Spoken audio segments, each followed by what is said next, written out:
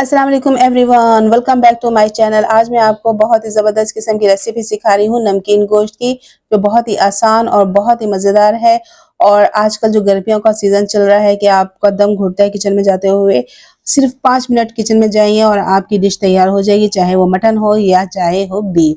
अगर आपको मेरी वीडियो अच्छी लगे तो लाइक करें, सब्सक्राइब करें और बेल आइकन को क्लिक कीजिएगा। ये देखिए जनाब, मैंने मटन ले लिया है और इसको मैंने भून लिया है अच्छी तरह से। इसमें सिर्फ हमने डालना है नमक डालना है और लहसुन अदरक का पेस्ट डालना है और एक बड़ी इलायची डाली है। बस ये हैं इसके इंग्रेडिएंट्स।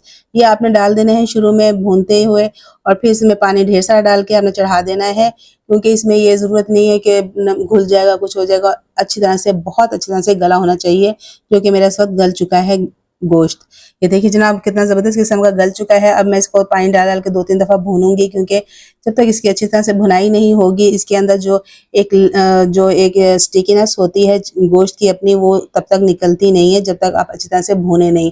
बिल्कुल ड्राई और रफ सा गोश्त में बिल्कुल भी पसंद नहीं है, इसलिए मैं इसको भून भून के उसके अंदर स्टिकीनेस निकालूंगी। और फिर देखिए जनाब, 2-3 दफ़ा मैंने भून लिया है और कितनी ज़बरदस्त किस्म का मेरा गोश्त का कलर हो गया। और ऑयल भी आप देख रहे हैं कि बिल्कुल थोड़ा सा मैंने ऑयल डाला है और इसके अंदर थोड़ा सा मैं शोरबा इस्तेमाल करने के लिए पानी डाल रही हूँ, क्योंकि मुझे लिक्विड ही शोरबा पसंद है, बिल्कुल ड्राई पसंद नहीं है।